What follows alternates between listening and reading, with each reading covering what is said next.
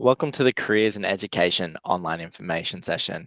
My name's Cody. I'm from our Future Students team here at UniSC. I'm actually based on our Sunshine Coast campus, which is a fantastic place to live, work, and study. Tonight, we're going to go over our program offerings, the different types of careers you can have, including we have some special panel members joining us tonight. We have Associate Dean from Teaching and Learning, Rachel Dwyer, as well as current student of primary education, Jessie Kent, who will be joining us a little bit later on to talk about their experiences with our UniSC programs in education. We acknowledge the traditional custodians of the land on which we work and live and recognize the continuing connection to land, water, and community. We pay our respects to elders past, present, and emerging. So, before jumping into the programs we have available, we would like to let you know a little bit about UniSC. We are a multi-campus university. What that means is that we have a breadth of places where you can choose to study, especially our education programs. We have Fraser Coast, Gympie, and Caboolture, which are our more regional locations, or what we like to call our smaller, more intimate campuses. And then we have our two major campuses as well, Sunshine Coast and Moreton Bay. These are what we call our full-service campuses. They have a breadth of different programs available to study, but also the fact that they have a lot of other opportunities outside of your study remit as well. Now, not to forget that being a modern university, we have also online teaching options as well, or what we like to call a flexible learning model, where there may be some of your subjects require you to come onto campus. There's components of those subjects are available online, so reduces the amount of contact hours you have on campus, which gives you a little bit more flexibility to maybe study at home, but also maintain those other commitments you may have outside of your studies. It might be work, family, or other commitments that you're passionate about. We also have a range of amazing support services here at UniSC. We are rated in the top 5 in Australia for overall student experience. So when it comes to supporting our students, we are really passionate about getting it right, but making sure that these support services are in line to your needs. We have academic and study support, a series of workshops that are available to you to make sure that you can have a really great learning experience. We have a careers and employment team, health and well-being, financial support, and scholarships. We actually have more than 90% of our scholarships are available through a single application. In fact, we have 2 intakes a year for scholarships, and they are designed for new and current students. So you can actually apply for scholarships all the way up until the end of your degree, which I think is really important because what you might not be eligible for today, you might be eligible for in the next intake. And that scholarships are always developing. For example, there may be a range of donorship scholarships from a range of providers that might be suitable for you in the near future, which are fantastic. We have a range of student group partnership opportunities. We have an amazing counselling team, disability and equity team, and a student success team there to all help you make sure that you can get to the finish line safely, but also making sure you have a great time along the way. All you have to go to is usc.edu.au/support. A lot of these services are actually available to you before becoming a student here at UniSC. I highly recommend reaching out to a careers employment team if maybe you're passionate about education, kind of don't know what direction you want to go. Reach out to that team. They're a team of agnostic careers counselors that are there to help you. I think this is a really perfect time to introduce our Associate Dean, Rachel Dwyer.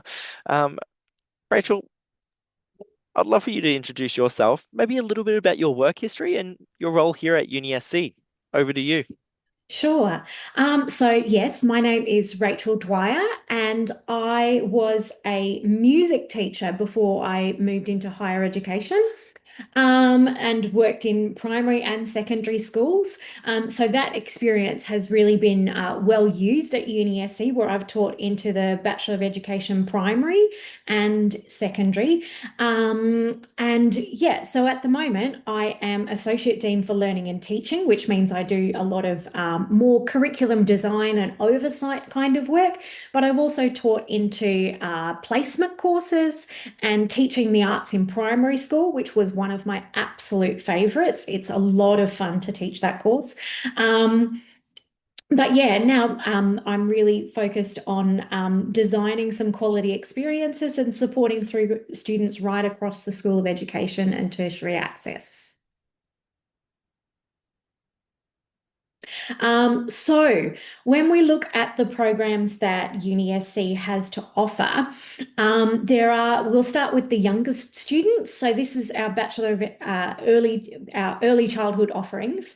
And we have two main programs here, a Bachelor of Education in Early Childhood and a Bachelor of Education Studies.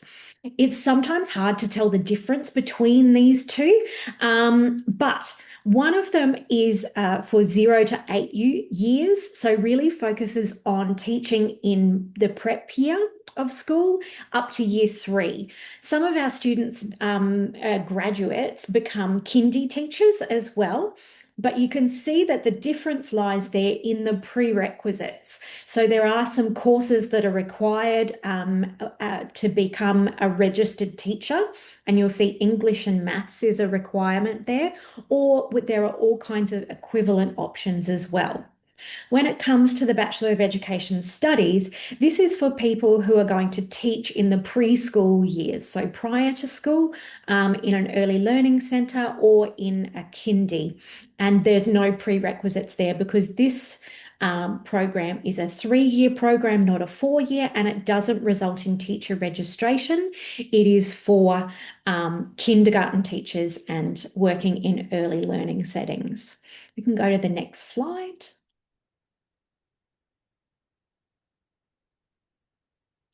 In the primary education, again, and I should have mentioned this before, that there are placement requirements as well in the early childhood programs. All of the teaching programs have a minimum of 80 days, and that will be 80 days of supervised teaching in a local school. Usually the placement is undertaken quite close to where you live, unless you choose to do a rural and remote placement. And there's lots of support that we offer for students who choose that option because rural and remote teaching is a real specialty area of UniSC. So you'll complete a discipline specialisation in STEM or English, but you become a general teacher who teaches right across the curriculum. That's what primary school teachers do. You'll work with children and families, and you'll engage with professional development to enhance your knowledge, particularly in areas of interest. So there are as I said, there are 80 days of placement in this program, and that's undertaken right across the program in each year. You also see the same prerequisites of maths and English as entry requirements for this program. And we'll go to the next slide. In secondary education, at the moment, we have double degree options. So there are a range of options that I'll explain in a moment, but there is the secondary education structure has some of the same requirements again. There is 80 days of placement. You can choose to undertake that locally or choose a rural and remote placement. You'll gain knowledge in 2 teaching areas. And we have a list of teaching areas that can be studied in combination, and that really depends on which of the secondary education pathways you take as to which teaching areas are available to you. You'll also engage in professional development, and you'll gain eligibility to become a member of the Queensland College of Teachers, which is the registration body for teachers. You'll see English and maths as the prerequisites again, and there are some other recommendations as well, but they're just recommendations for prior studies. So English and maths are the required prerequisites. We can go to the next slide and look at those pathways that I mentioned. So UniSC offers 3 different pathways for the Bachelor of Education Secondary in a double degree with the Bachelor of Arts, Bachelor of Recreation and Outdoor Environmental Studies, or Bachelor of Science. So in each of these double degree pathways, you choose 2 teaching areas that align with that area. You can see that there are some options listed there for the Bachelor of Arts and the Bachelor of Science. In the Bachelor of Recreation Outdoor Environmental Studies, you do quite a lot of outdoor environmental studies fieldwork trips, fieldwork courses, as well as a major in marine science or HPE, and then a minor in another area, such as English, maths, history, geography, just to make sure that you have a second teaching area there. Like I said, all of these degrees have the prerequisites of senior maths and English or an equivalent subject or an equivalent program. And then some recommendations if you are still studying and are interested in making sure that you're making those choices that support your studies. But really, UniSC offers lots of options to support before you begin your degree or support that goes alongside. So there's not really any real major barriers there in terms of if you need extra support for your studies. There are some of our TPP courses, that's a tertiary pathways course that can support you before or while you study to fill in any gaps in your knowledge that might help you to succeed. We can go to the next slide.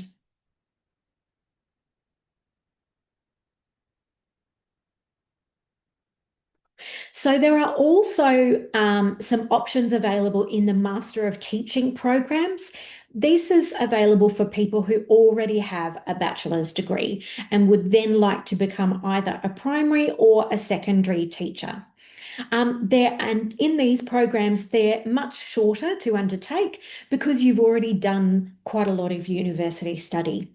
Um, you undertake 60 days of placement instead of 80 and finish the program in 2 years. Again, there are options to do your placement locally or to go rural or remote, depending on your preferences. And there are also some scholarship and internship programs available, particularly for the Master of Teaching Secondary. If your undergraduate degree is in a high demand teaching area like maths or science in particular, that there are options there to be paid while you study and then to undertake an internship in the second year of your program. So some quite exciting opportunities there if you qualify for entry to the Master of Teaching and those programs. We can go to the next slide.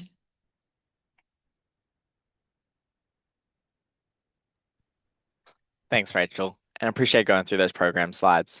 Yeah. So it's a really good time now we've learned about the programs, the support services, and where you can study. Is it's kind of like, what does the pathway look like for me? What sort of entry pathways does UniSC have available? I think a really good time as well is that we highlight that we do have a Q&A function, a part of our webinar tonight. If you look at the top or bottom of your screen and you have any questions you'd like to ask Rachel, Jesse, one of our current students, it could be around pathways. We do have a range of team members behind the scenes ready to answer those for you. So start chucking your questions in. They could be around pathway advice, entry requirements, costs, and we'll be able to provide you the best advice possible or connect you to the right team member. So here at UniSC, we have a range of pathways available to you depending on where you're up to in your journey. For example, if you're just completed school or currently in school and wanting to prepare to go on to the bachelor's education, we do have the traditional ATAR pathway. This is where you can use your ATAR score to gain entry into a range of our education programs, as long as you have those prerequisite requirements of a maths and English. With that, we also have our early offer guarantee scheme. This is for also Year 12 students. Now, currently, if you're sitting in Year 12 and you have a fantastic school representative, such as a careers advisor, I highly recommend tapping them on the shoulder and having a chat on the early offer guarantee scheme, or jumping on our website and having a look at EOG and be able to find out how does that apply to you? How can I use this to be able to gain entry here at UniSC? It's traditionally based on the recommendation of your school or your principal that recommends you to be best in practice to go into some of these programs. We have a fantastic 6 month or what we call a one semester fee-free bridging program called Tertiary Preparation Pathway. This fantastic fee-free bridging program is designed to get you equipped to study here at UniSC.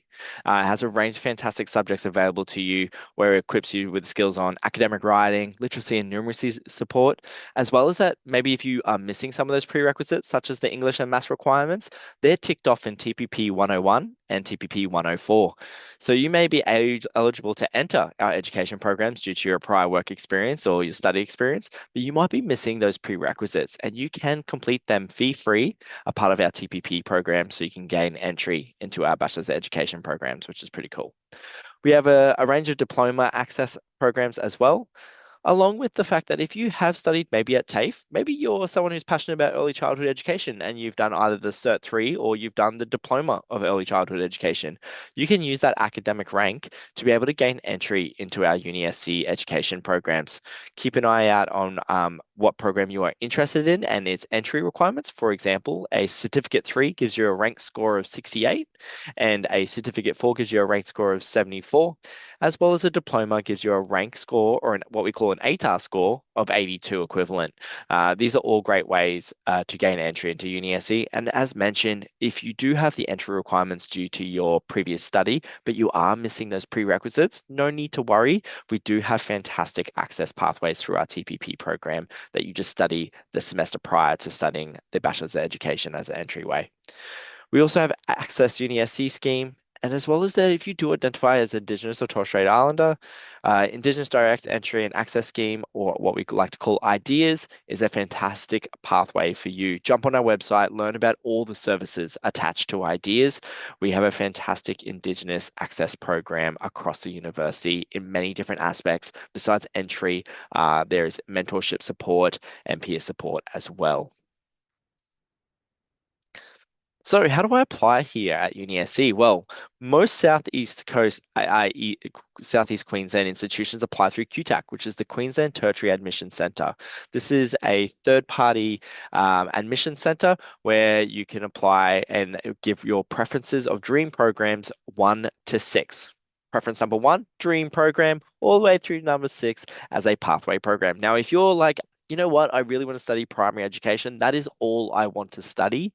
I'm not interested in any other options. I'm just going to put in one single preference. Yes, you can do that, but I highly, highly recommend that if you're going to put your application forward, put in preference number 1, Bachelor's of Education Primary. But for your preference number 2, put in tertiary preparation pathway. Put in that fee-free bridging program as a backup, just in case anything happens within your application that does not that ensures that if you don't meet the entry requirements for your dream preference, there is a backup preference that's going to ensure you to get into the dream program and therefore the dream job in the future. Now, what we're going to do tonight is actually pay for your admissions application. If you scan this QR code, or tomorrow morning, you'll receive a email from us with a link to be able to apply for a QTAC voucher, where we're going to cover the cost of your application, which is actually around $120. That is for us to support you, what we believe is a cost to starting your university journey. And we want to ensure that if you are very eager to study with us this year and get the ball rolling, that we're here to support you along that journey as well. This is my favorite part of the evening. I'm going to ask Jesse to join us up on the screen. We already have Rachel, which is fantastic. This is an opportunity for our audience to ask our student and academics some questions regarding our education programs, maybe around pathways, maybe it's around placement experiences and that commitment. I know some of you tonight here might be juggling a family or maybe even a full-time job or looking at a career change and going, how am I going to start this program and how am I going to get to the finish line? But I think for now, what we're going to do is, Jesse, I'd love for you to introduce yourself. What program are you studying in terms of early childhood, primary, or secondary? And where are you up to in your study journey? Okay. Hi guys, my name is Jess. I am currently studying a Bachelor of Primary Education and I'm in my third year of studies. Fantastic. And I think the next best question, and everyone would like to know, is how did you gain entry into UniSC? But also, what made you choose primary education out of the choices you had available? Beautiful.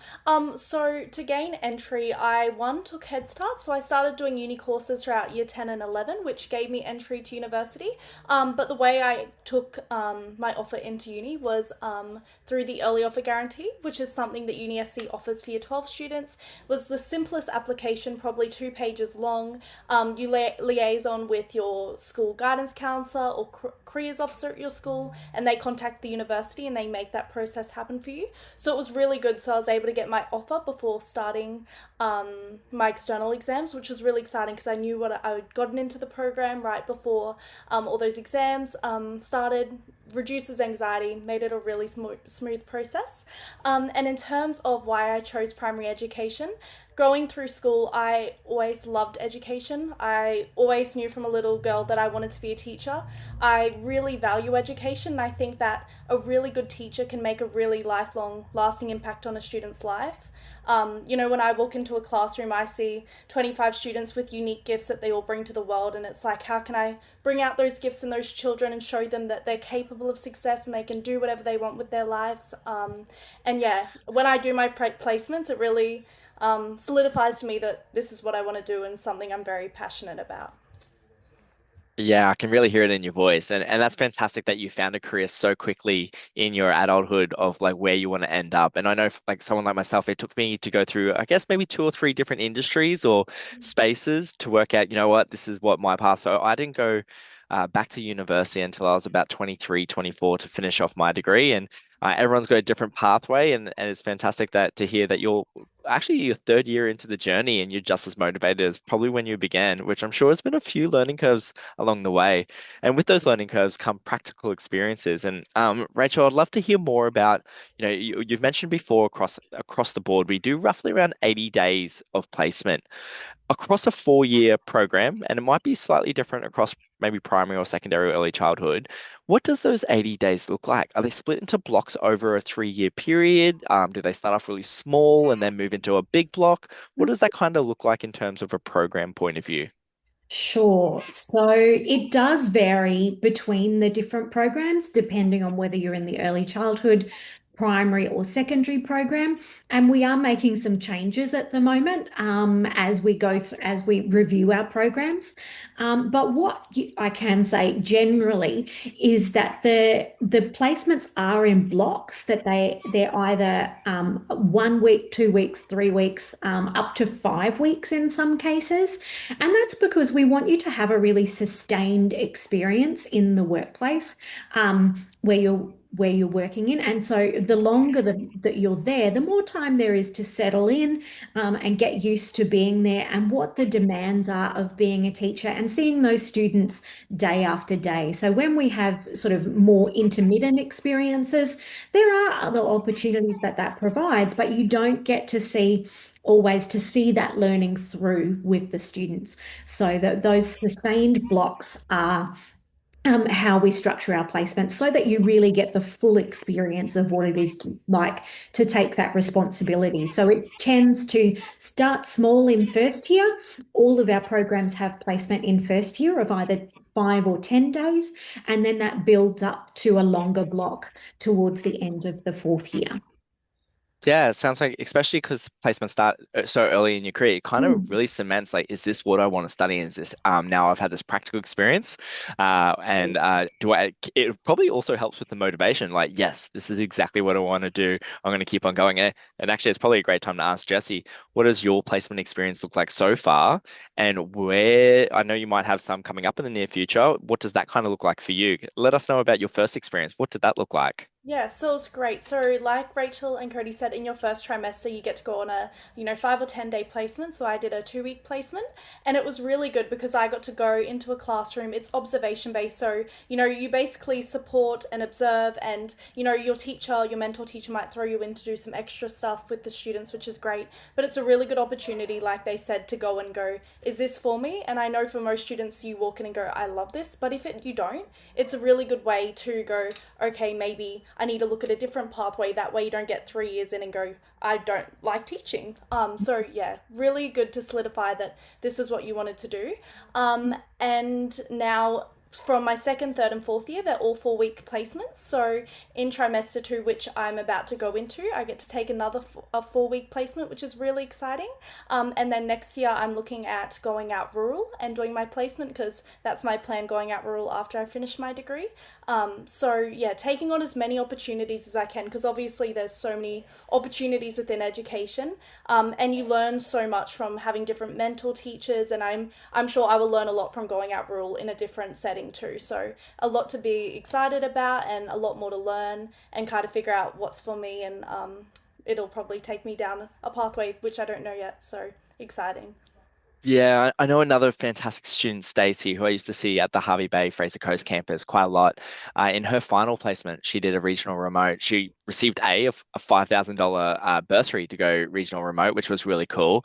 But she went up to Blackwater, and at the end of that experience, she actually got a graduate position straight away, as well as a accommodation as well. So she was asked to relocate, and they'll give her an educational house that's funded to help her save some money being a new grad, and work in a regional remote area. And she really jumped at it after that. I guess that hands-on learning experience, which is really cool. And hearing stories like that, taking up those opportunities that maybe that wasn't your original goal is to go regional remote, but through taking on those experiences and worked out what you really love, as well as the opportunities that can come with it, especially through Queensland Education, about how they can support you going regional remote and with some of the key incentives available to you. So that's really cool to hear.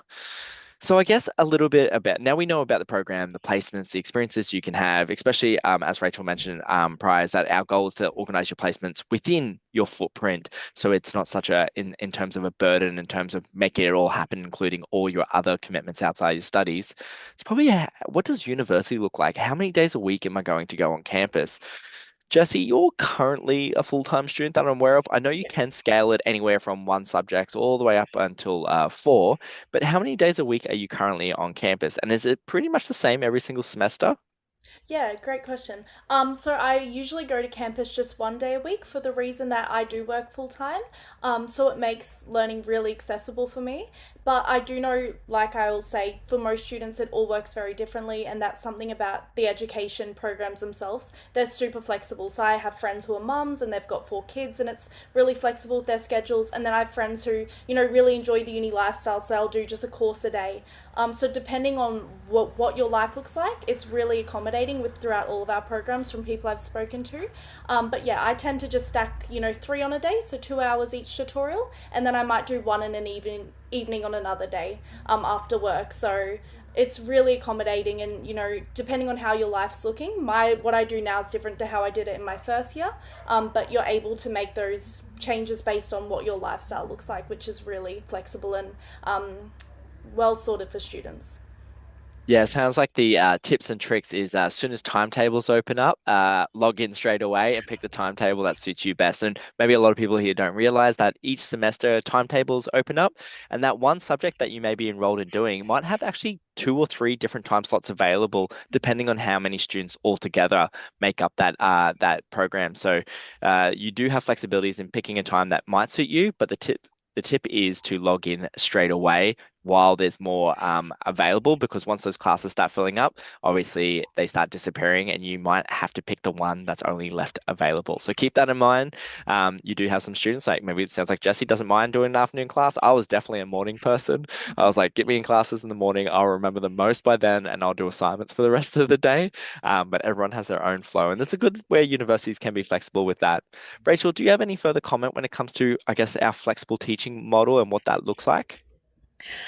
No, look, I was just going to say that I think the thing I've noticed about working at UniSC is that there are so every student has their own circumstances and makes the choices that are right for them. We often fall into a trap of making some assumptions about what people want from their studies. And the thing is, there are always different options. I've had students before who were mums and actually with really little children and actually didn't want to come to uni during the day. They'd rather have an evening class because their partner was home and could be with their babies so they could keep studying in the evening. I've had babies in my classes come to classes with students before. It's usually not a problem. But lots and lots of everybody making their own choices about what's right for them. I used to really flinch when students said to me, "Oh, I work full time and study full time." But it all depends on the person. That's not right for everyone, but it does work for some people. And particularly if you're really motivated and you're quite happy to spend your weekend on assignments and doing your online learning components. We don't have face-to-face lectures anymore at UniSC. Those materials are provided for you as part of your coursework to do in your own time at a time that suits you. So if working on doing your uni work on the weekends and then maybe spending one or a day and a half or a couple of evenings at uni, then that often works out really well. It all depends on the program that you're in. Of course, like our Bachelor of Recreation Outdoor Environmental Studies, they have field work that has fewer options. So there are some times that are less flexible and some things that are more flexible. Placement, not very flexible. It's a block that you undertake as a block at a scheduled time. Um, but there are always options to accommodate, particularly students with disabilities, with particular learning needs, additional caring responsibilities. But generally, there are lots of flexible options and ways to spread out your study across the year as well.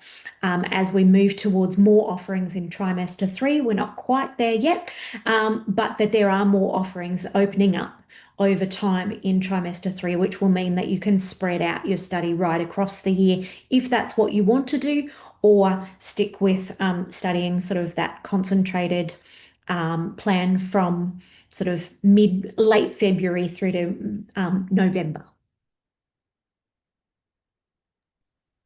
Amazing.